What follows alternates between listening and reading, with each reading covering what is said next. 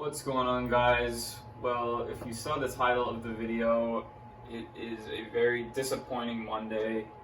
The Bucks took the L in New Orleans yesterday, 34-23. Something I was not expecting. I said in the last video I would eat my words if we lost, and here I am to eat my words. It wasn't a good day. There was a lot of bad. There was some good. It wasn't all bad. And we're going to talk about that in today's video. Just a little recap of the game yesterday. Moving forward, I will say this, words of encouragement. That was one of the tougher opponents we were going to play all season, and it was right off the bat. Obviously the Bucks didn't have a preseason to gel. Tom Brady hasn't had nearly as much time with his receivers as Drew Brees has had with his. So, that's a really tough task right off the bat in week one. It's not like we were playing the Jaguars or the Panthers. We were playing one of the toughest opponents in the NFL on the road. That's one of the tougher matchups we're going to have all season. So, I think even some Bucs fans aren't too surprised by the outcome. It's going to take some time for this offense to gel. And I do think in due time, very soon, this offense will start clicking. And fun fact, some of you may know, the year the Bucs won the Super Bowl, we actually started 0-1, and it was a loss at home to the Saints in overtime, 26-20. So we've been here before. It's a long season. There's 16 games. Let's not stress. Let's not overreact. It's a long season. We got Carolina coming up next week, our home opener. And I think it's going to be a different outcome. As for this game, let's go over the pros and cons, and we're going to start with the cons. So there were plenty of cons for the Bucs yesterday. The biggest issue and I'm going to go over all of them. The biggest issue of them all was a lot of what we saw last year, and it was just not being prepared, tons of penalties, and really costly turnovers. You cannot win football games when you're constantly turning the ball over and you're committing stupid, inopportune penalties. You can't win games like that. We had multiple false start penalties. We had the terrible offsides by Vita Vea on 4th and 2 around midfield. There was the pass interference penalty on Jordan Whitehead, which was on 3rd and 13. And it stinks. And talk about inopportune because, look at the play. Sure, there's a bit of a grab on Emmanuel Sanders' jersey, but let's be honest, use common sense. This ball is not going to get caught. It's not getting caught. It's blatant double coverage. Really, it should have been intercepted by Sean Murphy-Bunting. But it's just these kinds of inopportune penalties. Jordan Whitehead doesn't grab there, and Todd Bowles was showing him after the play. You can't grab like that. You got to be in better position. That sets them up 1st and goal, and they end up getting a touchdown out of it. You can't have those. So just the whole game, penalties, just costing us. It continued that 4th and the offsides on Vita Vea continued another drive, and these all lead to points. And then there's turnovers. Obviously we were last in the entire NFL last year in turnovers, and we had 3 pretty bad ones yesterday. 4th if you count the blocked field goal. Tom had a couple interceptions. I think the first one was more so Mike Evans' fault. He didn't run through his route. He didn't continue running the route. So there was obviously some miscommunication there. And that's stuff that, that I talked about, that I mentioned quickly earlier, is that's problems with not playing together. They don't know one another. They haven't had the time to gel. I'm sure that first interception is something that's going to get fixed quick and should not happen often. The second one, I really don't know what Tom was looking at there. That one was all on Brady.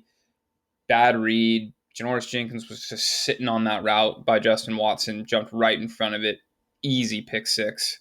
And then obviously that put us down 17 points. Just another, that pick 6, that's an automatic touchdown for the opponent. So those 2 interceptions killed us.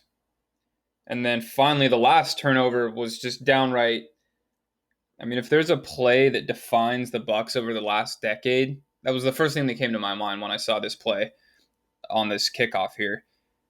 That's the Bucs for the last decade. I mean, what on earth is going through Mike Edwards' head on this play? I have no clue. I mean, you know that Jaden Mickens is behind you as the return man. It's you like you know he's going to run up to grab that. It's not like he's 40 yards away. Do your job, Mike. Do your job, because this is his fault. I don't blame.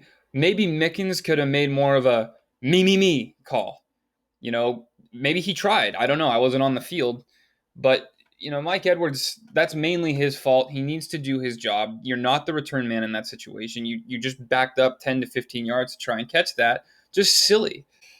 I'm sure they've worked on that in practice. Just a boneheaded play by Mike Edwards that can't happen in the future. You can't beat good teams when you turn the ball over like that and commit stupid penalties.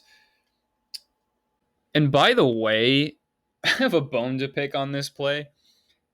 Joe Buck and Troy Aikman didn't even allude to this during the game, literally didn't even mention it. Jordan Whitehead, basically got tackled on Alvin Kamara's first touchdown. Does no one see this? Eric McCoy didn't only hold him, he literally tackled him. And if I'm not mistaken, Jordan Whitehead's probably going to make the tackle on this play. Look, I know calls get missed. Not trying to say what if or make excuses, but come on, refs. Be better. That was a blatant miss here. So moving on, there was a couple of other pretty big cons, and one of which was something we've seen over the past 5 years in Tampa. And Donovan Smith had a really rough day yesterday. He got worked. Gave up a sack, a second, which basically was a sack, ended up as an intentional grounding. He was getting worked by the Saints edge all game long. Tom was having to step up in the pocket. Brady just, for the didn't have the cleanest pocket. And when he did have the cleanest pocket, he was delivering some dimes. And then, again, another thing we've seen over these last few years that they really struggled with, we couldn't get any push in the run game. Really just couldn't get anything going. We're only getting 2 to 3 yards a pop. Couldn't get anything going. Rojo, I think, had 66 yards, 3.8 a carry. Fournette had a handful of touches, which I expected. I think he had 5 carries for only 5 yards. You've got to be able to establish the running game. And they just couldn't get any push in the running game. So hopefully they can get this figured out. All those things. Donovan Smith needs to play better. We've got to get more of a push in the run game. And these turnovers and penalties have got to stop. Good teams don't commit penalties, don't force turnovers, don't give the ball away. And these things have got to get figured out if the Bucs want to win football games. The good thing is it wasn't all bad. And if there's some pros to take away from this game, the Bucs defense played really well. Like really well.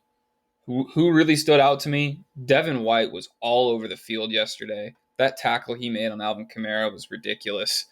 Threw him down with just his arms. Levante David was living in the backfield. The run defense was pretty darn stout. Carlton Davis, as I expected, had a great day. Had that one pass interference that he got kind of twisted around on, but that's going to happen here or there. For the most part, I thought Carlton Davis had a great day. Michael Thomas only caught 3 passes for 17 yards. Sean Bunting, too, man, was coming up, making some good tackles. He was all over the field. The Bucs were living in the Saints' backfield. It seemed like the Saints were punting every other play. I mean, if it wasn't for the offense constantly, just like last year, man, if it wasn't for the offense constantly putting us in bad position with turnovers and these inopportune penalties, the defense played a great game. And I hope that continues moving forward because it was great to see that. Scotty Miller looked really good, man, for to be our third receiver. He is quick, and I'm glad to have him as our third guy. There's a lot to build on.